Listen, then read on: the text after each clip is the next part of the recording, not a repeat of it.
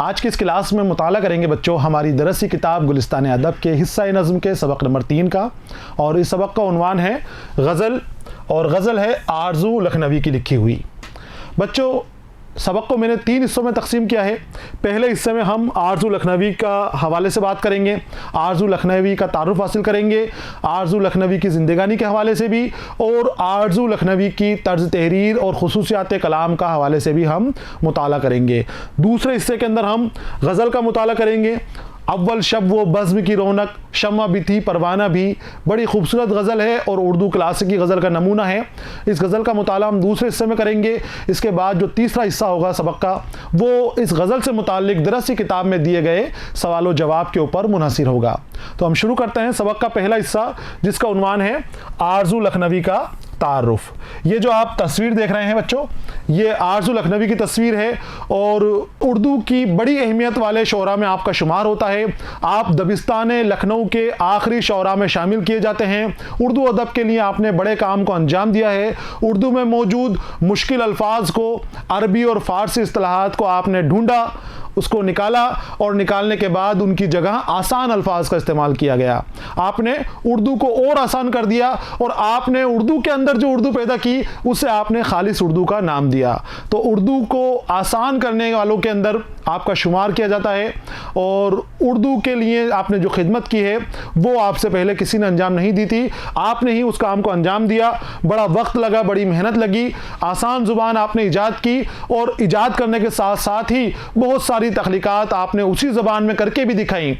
आपने गज़लें भी लिखी, मसनवियाँ भी लिखी, नज़में भी लिखी, और उस ज़बान को आम बनाने के अंदर लोगों की ज़बान के ऊपर चढ़ाने के लिए आपने खूब कोशिश की, और ये आपकी कोशिश रंग लाई भी। उर्दू ज़बान में आज जो आसानियाँ पैदा हो गई हैं, आसान ज़ुबान बन गई है, उसमें आरज़ू लखनवी का भी अहम रोल रहा है। बहुत बड़ा किरदार आपने इस ज़ुबान को शकील अल्फाज से बचाने के लिए अदा किया है। तो आज हम आरज़ू लखनवी की ज़िंदगानी के हवाले से मालूमात हासिल करेंगे, और तर्ज तहरीर की खुसूसियात के हवाले से भी हम मुख्तसर मालूमात हासिल करेंगे। देखिए, सैयद अनवर हुसैन आपका नाम था और आरज़ू आपका तखल्लुस था, और लखनऊ शहर के अंदर आप पैदा हुए थे। लखनऊ से निस्बत की वजह से आपको लखनवी कहा गया। तो सैयद अनवर हुसैन आरज़ू लखनवी के रहने वाले थे, और आरज़ू लखनवी के नाम से आप जाने गए। 1872 में आप पैदा हुए थे। कहाँ पैदा हुए थे? लखनऊ में। सीधा सा है, आरज़ू लखनवी लखनऊ में पैदा हुए और 1872 में पैदा हुए। इंतकाल आप देख लें, 1951 में इनका इंतकाल हुआ था, और इंतकाल की जगह है कराची, जो पाकिस्तान के अंदर है। तो कराची पाकिस्तान में आपका इंतकाल हुआ 1951 में, और 1872 में लखनऊ में आपकी विलादत हुई थी। सैयद अनवर हुसैन आपका नाम था, और मंजू मियाँ के नाम से भी आप जाने जाते थे उर्फियत में। आपके वालिद का नाम मीर ज़ाकिर हुसैन था, वो भी शेर कहते थे और यास तखल्लुस करते थे। आपके वालिद भी शायर थे, और यास आपके वालिद का तखल्लुस था। आपके वालिद का नाम था मीर ज़ाकिर हुसैन। तखल्लुस में आपको बता चुका हूँ, कलमी नाम इस्तेमाल करता है शायर अपनी शायरी के अंदर, उसे तखल्लुस कहते हैं। सैयद अनवर हुसैन का तखल्लुस आरज़ू है, और आपके वालिद मीर ज़ाकिर हुसैन, और यास आपका तखल्लुस था। तो तखल्लुस आप यास करते थे, यानी इल्म और अदब का माहौल आपको बचपन से मिल गया था। सादात ख़ानदान से ताल्लुक़ रखते थे। पैसे वगैरह की घर में शुरुआत में आपके कोई कमी नहीं थी, इसलिए तालीम भी आपकी सही तरीके से हुई। आरज़ू ने फ़ारसी और अपने ज़माने के दूसरे उलूम की तालीम लखनऊ के अंदर ही हासिल की। ख़ास तौर पर उरूज़ और कवायद में महारत हासिल की।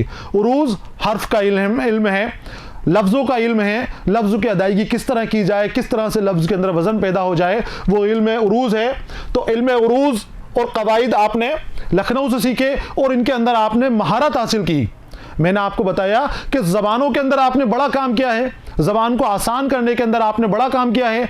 अब वो काम किसने किया? क्योंकि आपको शुरू से ही इल्म उरूज़ में महारत हासिल थी, आपको कवायद की बहुत अच्छी मालूमात थी। तो कवायद के भी आप आलिम थे, और इल्म सर्फ़ और नहू और उरूज़ के भी आप आलिम थे, और बहुत आला दर्जे के आलिम थे। मीर ज़ामिन अली जलाल लखनवी उस वक्त के मशहूर शायर थे। मीर ज़ामिन अली नाम था और जलाल तखल्लुस था, और लखनवी थे, ये भी लखनऊ से निस्बत रखते थे। तो ये अपने दौर के, कौन सा दौर? ये दौर जो आरज़ू लखनवी का शुरुआती दौर है, बचपन का दौर है, उस दौर में बड़े नामवर शायर माने जाते थे, बड़े कद्दावर शोरा में आपका शुमार होता था। आरज़ू ने उनकी शागिर्दी इख्तियार की, शायरी के अलावा उनसे ज़बान व बयान के नुकात भी लिखे। उस्ताद की वफ़ात के बाद उनके जानशीन करार पाए। जलाल लखनवी मैं आपको बता चुका हूँ, बड़े अजीम शायर थे, बड़ी अहमियत वाले शायर थे। और आपका जो उस्तादों का सिलसिला है वो शेख इमाम बख्श नासिक तक जाता है। नासिक के बाद और नासिक और जलाल लखनवी के बीच में सिर्फ एक ही दूसरे उस्ताद थे, बाकी इनका सिलसिला वहाँ तक जाता था, तलामुज़ा का। तो वहाँ से आपको सफाई मिली, ज़ुबान की सफाई मिली। जलाल लखनवी भी इल्म उरूज के लिए जाने जाते हैं, सर्फ नहू के लिए जाने जाते हैं। आपने भी आसान ज़बान के अंदर शेर व शायरी की है और उर्दू को आसान बनाने की कोशिश की है। लफ्ज़ों की सफाई का बहुत ख्याल रखते थे। नासिक के शागिर्दों में हैं तो नासिक का भी यही आलम था, वो भी लफ्ज़ों की सफाई का बहुत ख्याल रखते थे। सीधी बातें सलासत के साथ, रवानगी के साथ शेर व शायरी करते थे। तो वही आपको विरासत में मिला, जलाल लखनवी को विरासत में मिला और जलाल लखनवी की विरासत आरज़ू लखनवी ने संभाली। इनका भी अंदाज यही था कि ये भी सादा ज़ुबान के अंदर, आसान ज़ुबान के अंदर बात करने के हामिल थे, उर्दू को आसान बनाने की बात किया करते थे। और उस्ताद की वफ़ात के बाद उनके जानशीन करार पाया, यानी इनके बाद इनके अंदाज की शायरी जलाल लखनवी किया करेंगे। और इन्होंने इस जिम्मेदारी को बखूबी अंजाम दिया, बड़ा काम किया इन्होंने भी उर्दू अदब का। इस ज़माने में कलकत्ते और बम्बई में थिएटर की मुतअद्दिद कंपनियां कायम थीं। आरज़ू ने उनके लिए कई ड्रामे, मसलन मतवाली जोगन, दिलजली बैरागन वगैरह लिखे। फिल्मों के लिए भी उन्होंने कुछ गीत लिखे। निज़ाम उर्दू ज़बान से मुतालिक उनका अहम रिसाला है। उनके कलाम के 4 मजमूए शाये हुए हैं: फ़ुग़ान आरज़ू, जहान आरज़ू, बयान आरज़ू और सुरीली बांसुरी। ये आप कलाम के मजमूए हैं, इनके नाम आप लिख लें, आपके लिए बहुत अहमियत रखते हैं ये कलाम आरज़ू के। फ़ुग़ान आरज़ू, जहान आरज़ू, बयान आरज़ू और एक जो बड़ी अहमियत का मजमूआ है वो है सुरीली बांसुरी। सुरीली बांसुरी के अंदर आपने बहुत आसान ज़ुबान का इस्तेमाल किया गया है। इसमें आपने अरबी और फ़ारसी के लफ्ज़ों को तो बिल्कुल ही हटा दिया, उन अल्फाजों को इस्तेमाल किया जो रोज़मर्रा के अंदर इस्तेमाल किए जाते थे। आसान ज़ुबान का इस्तेमाल किया और सलासत के साथ, रवानगी के साथ अपनी नज़में लिखी। सुरीली बांसुरी के अंदर क़तात भी हैं, गज़लें भी हैं, नज़में भी हैं, बहुत सारी चीज़ें इसके अंदर शामिल हैं, लेकिन सभी बहुत आसान ज़ुबान के अंदर। अब सुरीली बांसुरी का हवाला दिया जा रहा है कि सुरीली बांसुरी इन्होंने क्यों लिखी थी। देखिए आप, आज़ादी से पहले महात्मा गांधी हिंदुस्तानी का प्रचार कर रहे थे, यानी कि ऐसी ज़ुबान जिसमें संस्कृत या अरबी और फ़ारसी के लफ्ज़, शकील अल्फाज इस्तेमाल ना हो। शकील यानी मुश्किल। आरज़ू ने इससे मुतासिर खालिस उर्दू की इस्लाह निकाली और सुरीली बांसुरी के नाम से एक ऐसा शेरी मजमुआ मुरतब किया जिसमें फ़ारसी अरबी के मुश्किल अल्फाज नहीं थे। ये खालिस उर्दू का भी आपको याद रखना है बच्चों। खालिस उर्दू क्यों है? क्योंकि आरज़ू लखनवी खुद कहते थे कि मैंने उर्दू को ऐसी उर्दू बना दिया कि अब वो उर्दू नहीं रही, वो खालिस उर्दू बन गई है। वो उसे खालिस उर्दू कहा करते थे। तो ये जो तरकीब इस्तेमाल हुई है खालिस उर्दू वाली, इसे आप ध्यान रखें, अपने याद रख लें। और सुरीली बांसुरी खालिस उर्दू में लिखी गई नज़मों और गज़लों का इनका मजमुआ है। इस बात की बड़ी शोहरत हुई और उसे आरज़ू लखनवी का इम्तियाज़ समझा गया। इम्तियाज़ यानी उनकी अच्छाई समझी गई इसके अंदर, उसके अंदर उनको हुनर समझा गया इनका कि इस तरह की गज़लें भी, इस तरह की नज़में भी लिख सकते हैं। क्योंकि उस वक्त जो गज़लें लिखी जा रही थी, नज़में लिखी जा रही थी, मुश्किल अल्फाज का इस्तेमाल किया जाता था, तुकबंदी का इस्तेमाल किया जाता था। आसान ज़ुबान में, सादा ज़ुबान में बहुत कम कहने वाले मौजूद थे। आरज़ू लखनवी ने उस दौर के अंदर इन गज़लों को, नज़मों को आसान ज़ुबान का इस्तेमाल किया गया। तो ये आसानी ही, सलासत, रवानगी ही इनके इम्तियाज़ात समझे गए। इम्तियाज़ात सिर्फ यही नहीं है कि इन्होंने खालिस उर्दू का इस्तेमाल किया, इम्तियाज़ात ये भी हैं इनके कि इन्होंने सलासत और रवानगी इख्तियार की, इन्होंने सादगी इख्तियार की, इन्होंने मुश्किल अल्फाज को तर्क करके आसान अल्फाज का अपनी ज़ुबान के अंदर इस्तेमाल किया, अपनी शायरी में इस्तेमाल किया। ये सभी आरज़ू लखनवी के इम्तियाज़ात हैं जिन्हें आपको लिख लेना है बच्चों। आरज़ू लखनवी का शुमार उन बाकमालों में होता है जिन्होंने लखनवी शायरी के लखनवी गज़ल के रंग को निखारा और उसे एक नई और सादा जुबान दी। कहाँ शुमार होता है आपका, देख लें एक बार फिर कि आरज़ू लखनवी का शुमार उन बाकमालों में होता है। कौन से बाकमाल? जिन्होंने लखनवी की गज़ल के रंग को निखारा। अब लखनवी गज़ल का रंग कौन सा है बच्चों? उर्दू अदब में दो अहम दबिस्तान हुए हैं। दबिस्तान कई हुए हैं। दबिस्तान के माने होते हैं स्कूल या मकतब या मदरसा जो ख़ास कैफियत रखता हो, अपना एक अलग रंग रखता हो, अलग एक रूप रखता हो, अलग जज्बात रखता हो, वो दबिस्तान है। तो कई दबिस्तान हुए हैं उर्दू अदब के अंदर। मैं आपको दिल्ली दबिस्तान और लखनऊ दबिस्तान के बारे में बताता हूँ, क्योंकि लखनऊ दबिस्तान दिल्ली दबिस्तान की ही आगे की सरजमीन है, उसी से आगे बढ़ा है। बच्चों, दिल्ली के अंदर शेर व शायरी का दौर दौरा था। शायरी की जाती थी और बड़े अच्छे पैमाने के ऊपर खूबसूरत शायरी, खूबसूरत अशार लिखे जाते थे और काफ़ी मशहूर भी थे। शायरी की बदौलत ही उस वक्त उर्दू भी रिवाज में आ रही थी, उर्दू भी फ़रोग पा रही थी। ऐसे के अंदर औरंगज़ेब का दौर आया। औरंगज़ेब के दौर में भी शायरी फली फूली। हालांकि दरबार में उसको हिस्सा नहीं मिला, दरबार में शायरी नहीं जा पाई, लेकिन दरबार के बाहर भी शायरी ने फ़रोग पाया। औरंगज़ेब के दौर जाने के बाद दिल्ली में अफरा तफरी का माहौल हो गया, क्योंकि जो औरंगज़ेब की औलादें थीं, उसके जो बेटे थे, वो तख्त के लिए लड़ने लगे, आपस के अंदर एक दूसरे को ही मारने कतने लगे। मुख्तसर साल के अंदर, यानी आप देखिए औरंगज़ेब से इंतकाल के बाद से और 1722-23 तक कई बादशाह, कई शहनशाह उस वक्त वहाँ से बदल चुके थे। थोड़े थोड़े दिनों के अंदर कोई बादशाह बदल जाता था। आपस में इनके लड़ाइयाँ चल रही थी। मुग़ल सल्तनत के जो अहद थे, जो वारिस थे, वारिसों के बीच में लड़ाई जारी थी, लड़ाई चल रही थी। इसी बीच के अंदर अहमद शाह अब्दाली ने हमला कर दिया, दुर्रानी ने हमला कर दिया। तो इनके हमले की वजह से भी दिल्ली में ख़राब माहौल हो गया। इसके अलावा जो आसपास के जाट वगैरह थे, दूसरे राजा थे जो ताकतवर थे, उन्होंने भी हमले करने शुरू कर दिए और रियासत को अपनी तरफ मोड़ना शुरू कर दिया। और लुटेरों का भी वहाँ पर उस वक्त हंगामा रहा। चोर लुटेरे भी खूब दहशत फैलाते थे, खूब मारकाट करते थे, जिसको चाहा मार दिया, जिसको चाहा कर दिया, क्योंकि मरकज़ कमज़ोर हो गया था, दिल्ली कमज़ोर हो गई थी। सभी जो उसके हुक्मरान थे वो तो आपस में लड़ रहे थे, तो जो रियासत थी उसको जिसके हाथ में जो आ रहा था वो लेके भाग रहा था। किसी के हाथ में जितना भी दौलत आ जाए, धन आ जाए, जो हिस्सा उसको ज़मीन का मिला हुआ है वो उसको लेकर भाग जाते थे। 1722 के अंदर सादत अली को लखनऊ अवध की जिम्मेदारी दी गई थी संभालने के लिए कि आपको इसको संभालना है। उनको सिर्फ ओहदेदार बनाया गया था, मालिक नहीं बनाया गया था। लेकिन जब देखा कि दिल्ली में इंतशार फैला हुआ है, हंगामा फैला हुआ है, सब जिसके जो मन में आ रहा है वो लेकर भाग रहा है, तो सादत अली ने अवध को अपने कब्जे में ले लिया। उसने अवध के ऊपर अपना कब्जा कर लिया कि अब मैं यहाँ से कोई टैक्स वैक्स, कोई करवर आपको नहीं दूंगा, अवध मेरा है। गया था वो ज़मींदार बन के वहाँ पर संभालने के लिए, लेकिन वो मालिक बनकर बैठ गया। फिर उसने बहुत मेहनत करी अवध के अंदर, लखनऊ के अंदर बहुत मेहनत की और अपनी मेहनत के बदौलत वहाँ पर पैसे वगैरह की, धन दौलत की फरामानी हो गई। इसके बाद शुजाउद्दौला, आसिफुद्दौला वगैरह भी आए, वो भी काबिल कद्र बादशाह थे, काबिल कद्र नवाब थे, तो उन्होंने भी अपने सल्तनत को फ़रोग़ दिया और अवध को फ़रोग़ दिया। अब देखो दो मरकज़ बन गए, एक दिल्ली जहाँ लड़ाई झगड़ा चल रहा है, मार काट है, उधम दहाड़ है, हंगामा है, और दूसरी तरफ लखनऊ जहाँ पर पैसे की फरावानी है, जहाँ सुकून है, जहाँ पर अच्छा माहौल है, शांति का माहौल है। तो ये दो मरकज़ थे। दिल्ली की जो शायरी हो रही थी, वो जो शोरा थे जो दिल्ली में मौजूद थे, उनकी शायरी में दुख, दर्द और गम नज़र आता था, ज़िंदगी की सच्चाइयाँ नज़र आती थी, तसव्वुफ़ नज़र आता था।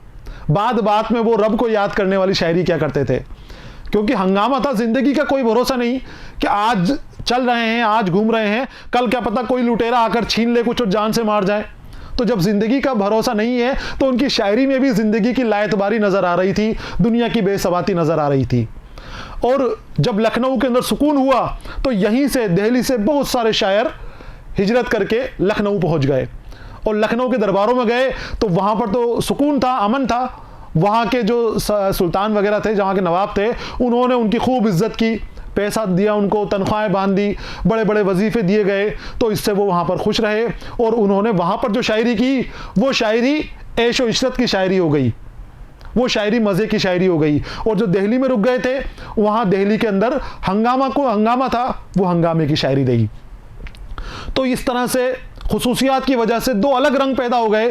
दिल्ली के रंग के अंदर दिल्ली का दबिस्तान हो गया और लखनऊ के रंग के अंदर लखनऊ का दबिस्तान हो गया। दिल्ली के दबिस्तान जो था, यहाँ पर जो मशहूर शायर थे वो ज़ौक़ थे, दर्द थे, गालिब थे, मोमिन थे, इस तरह के बड़े मशहूर शायर दिल्ली में मौजूद थे, ये शायरी कर रहे थे। मीर तकी मीर भी शुरुआत में दिल्ली दबिस्तान से जुड़े हुए थे, लेकिन बाद में वो भी लखनऊ में चले गए और लखनऊ में जाने के बाद भी मीर की गज़लों के अंदर, उनके कलाम के अंदर दिल्ली का रंग नुमाया रहा। और जो लखनऊ चले गए थे शोरा, उनके बाद आने वाली पीढ़ियों ने लखनऊ में एक अलग ही रंग पैदा कर दिया। वो जो ऐश और इशरत का माहौल था वो अय्याशी में बदल गया। वो वहाँ पर तारीफ़ें करने के अंदर बैठ गए। वहाँ पर जो दर्द है, शायरी की जो कैफियत होती है, अवाम से जुड़ाव होता है, वो ख़त्म हो गया। अब वहाँ पर कसीदे कहे जा रहे थे, नवाबों को, सुल्तानों को खुश करने के लिए कसीदे कहे जा रहे थे। आसिफुद्दौला, शुजाउद्दौला मेहनती थे और ताकतवर थे, लेकिन साथ में ख़वातीन के शौकीन थे, औरतों के शौकीन थे। दरबार में खूब औरतों का आना जाना हो गया था, महलों के अंदर औरतों का आना जाना हो गया था। तो उनको खुश करने के लिए उस वक्त शायर थे, उन्होंने भी वो औरतों के अंदाज की शायरी करनी शुरू कर दी। तो वहाँ की शायरी का मेयार गिर गया। हालांकि ज़बान के लिहाज से वहाँ बहुत तब्दीलियाँ आई गई और ज़बान को फ़रोग भी मिला, लेकिन शायरी का जो मेयार होना चाहिए, जो तहजीब होनी चाहिए, जो मुआशरे का मेयार होना चाहिए, वो वहाँ पर ज़वाल पजीर हो गया। तो वहाँ पर ऐश व इशरत की, अय्याशी की शायरी होने लग गई, रंगीनी वहाँ पर होने लग गई। हर तरह की जो बुरी चीज़ें हैं उनको अच्छा समझ के, अच्छा मान के वहाँ पर किया जाने लगा। और दिल्ली के अंदर जो शायरी थी ये दुनिया की बेसबाती से जुड़ गई, ये इश्क हकीकी की तरफ चली गई। दिल्ली की शायरी में दाखिलियत मिलती है और लखनऊ की शायरी में खारजियत मिलती है। तो दिल्ली की शायरी इश्क हकीकी की तरफ चली गई और लखनऊ की शायरी इश्क मिजाजी की तरफ चली गई। ये ऊपर उठ गई, तसव्वुफ की तरफ चली गई और वो दुनिया की तरफ चली गई, दुनियादारी की बातें वहाँ पर की जाने लगी। तो इस तरह से दो दबिस्तान, बड़े बड़े दबिस्तान ये बन गए हैं। लखनऊ दबिस्तान भी था, रामपुर दबिस्तान भी था, और भी कई दबिस्तान थे, लेकिन जो मशहूर दबिस्तान है और जो आपसे सवाल किया जा सकता है वो इन्हीं दबिस्तानों के मुतालिक किए जाएगा। ज़्यादातर यही दबिस्तान पूछे जाते हैं। तो दो दबिस्तान बन गए। खुसूसियत मैंने आपको बता दी, शोरा दिल्ली के मैंने आपको बताए। लखनऊ के अंदर आतिश थे, नासिक थे, इमाम बख्श नासिक जिनके उस्तादों में आरज़ू लखनऊ है, जिनके शागिर्दों में यानी आरज़ू लखनवी के उस्तादों में शुमार किए जाते हैं। तो इमाम बख्श नासिक थे, आतिश थे, साहबाई थे, मुसफ़ी थे और इंशाअल्लाह खां इंशा थे। इनकी शायरी के अंदर लखनवी रंग नुमाया रहा, लखनवी रंग नज़र आता था। तो इस तरह से दोनों जगह अलग तरह की शायरी की जा रही थी और दोनों के जो रंग थे वो नुमाया थे। शायरी आप जब पढ़ेंगे तो आपको साफ समझ में आ जाएगा कि कौन से दबिस्तान की शायरी है, ये दिल्ली दबिस्तान की शायरी है कि ये लखनऊ दबिस्तान की शायरी है। हम ये जो गज़ल आगे पढ़ेंगे, अव्वल शब वो बज़्म की रौनक, शम्मा भी थी, परवाना भी थी, तब आप देख लेंगे कि वो किस रंग की शायरी है, किस अंदाज की गज़ल है। लखनवी रंग साफ झलकता है उसमें, इश्क व माशूक की बातें साफ झलकती हैं। वहाँ पर दुनियादारी की बात नहीं हो रही, वहाँ पर गुलो बुलबुल की बातें हो रही हैं, गुलो लाला की बातें हो रही हैं, वहाँ पर इश्क व माशूक की बातें हो रही हैं। इस तरह के मज़मून का इस्तेमाल किया जा रहा है। तो ये वही गज़ल है जो लखनवी अंदाज़ लिए हुए है, जिसका हम अगले हिस्से में मुताला करेंगे और समझेंगे कि क्लासिकी गज़ल क्या होती है। ये गज़ल क्लासिकी गज़ल का नमूना है। दबिस्तानों के बारे में जो मालूमात मैंने आपको दी है, वीडियो में दोबारा देखकर इनको लिखने की कोशिश करें। दो दबिस्तान जो हैं इनकी मोटी मोटी मालूमात अपने जहन के अंदर नशी कर लें, समझ लें इसको, और समझने के बाद इसको लिख लेंगे तो आपके लिए आसानी रहेगी। दबिस्तान, दिल्ली दबिस्तान, लखनऊ दबिस्तान। 20वीं सदी के बाद यानी आज के दौर के अंदर दबिस्तान का कोई वजूद नहीं है। धीरे धीरे दबिस्तान ख़त्म हो गए।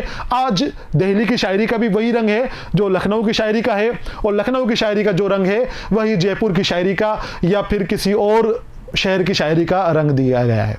तो दबिस्तान का वजूद 20वीं सदी से पहले तक था, और वहाँ भी सबसे जो नुमाया दबिस्तान है वो दिल्ली दबिस्तान और लखनऊ दबिस्तान थे, और 20वीं सदी के बाद दबिस्तान ख़त्म हो गए। तो आरज़ू लखनवी जो हैं दबिस्तान लखनऊ के आखिरी शोरा में शुमार किए जाते हैं। आपके बाद समझ लीजिए कि दबिस्तान ख़त्म हो गए। तो यहाँ पर बच्चों आरज़ू लखनवी से मुतालिक अहम मालूमात दी गई है जिसका हमने मुताला किया। जो नुकात मैंने आपको नोट करने लायक बताए हैं उनको आप नोट कर लें, क्योंकि इम्तिहानों में आपसे पूछे जाएंगे। और दबिस्तान, जो दो दबिस्तान हैं इन्हें भी आप लिख लें। सबक के अगले हिस्से के अंदर जो दूसरा हिस्सा होगा हम गज़ल का मुताला करेंगे और इसके बाद तीसरे हिस्से में हम सवाल व जवाब की मशक़ करेंगे। दूसरे हिस्से तक आपको इंतज़ार करना है। पढ़ते रहिए, खुश रहिए। अलविदा।